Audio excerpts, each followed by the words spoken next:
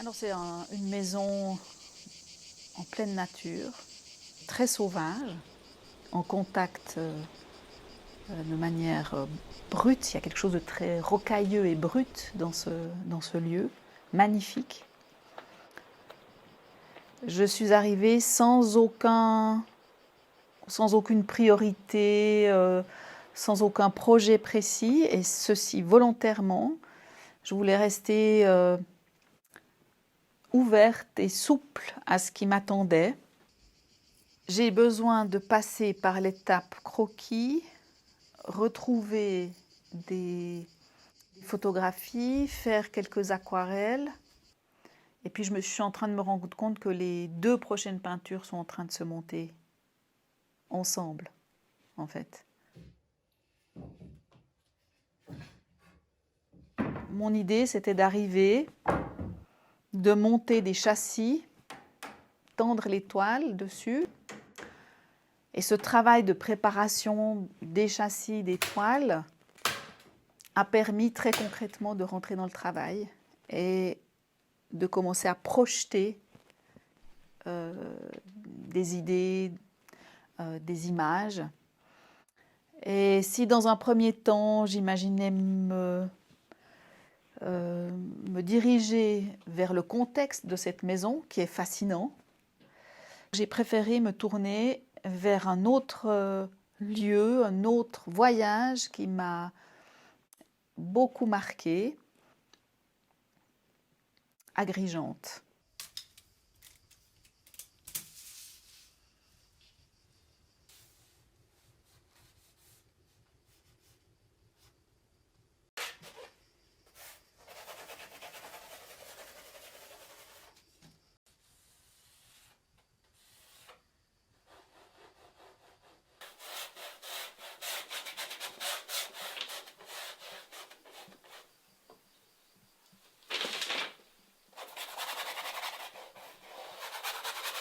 On retrouve les colonnes, les temples grecs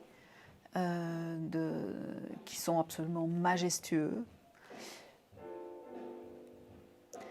Mais ces temples se trouvent confrontés aussi à Agrigente du présent. Vu de loin, depuis les temples grecs, on a la vue de la ville contemporaine. Rien ne se dégage sauf un jeu de dominos, de bâtiments quelconques empilés. C'est peut-être la masse qui a une certaine allure, vue de loin.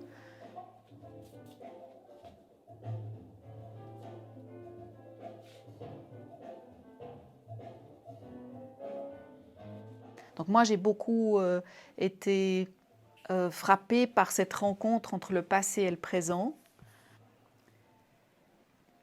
Le sujet lui-même parle de colonnes effondrées, d'architecture majestueuse mise à bas, mise au sol,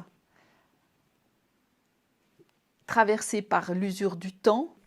Et ça, c'est une partie très, très émouvante que j'avais envie de mettre en conversation avec l'Agrigente d'aujourd'hui. Dans la composition, il y a donc un premier plan très fort, très théâtral, volontairement très, très théâtral, Agrigente d'aujourd'hui que l'on voit, qu'on l'on perçoit au loin, et puis un ciel que j'ai voulu très agité, très chaotique, à l'image du premier plan des colonnes grecques effondrées. Donc, en sortant les toiles à l'extérieur, en les regardant, je me suis aperçue que pour la suite, j'ai vraiment besoin de retourner dans mon atelier à Lausanne pour les terminer.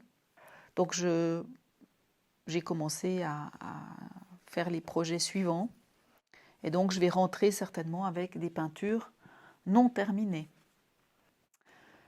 Après un premier triptyque, je me rends compte que j'ai envie de continuer vraiment, que c'est le début d'un corpus, je ne sais pas de combien, mais en tout cas c'est c'est un sujet que j'ai envie de pousser plus loin.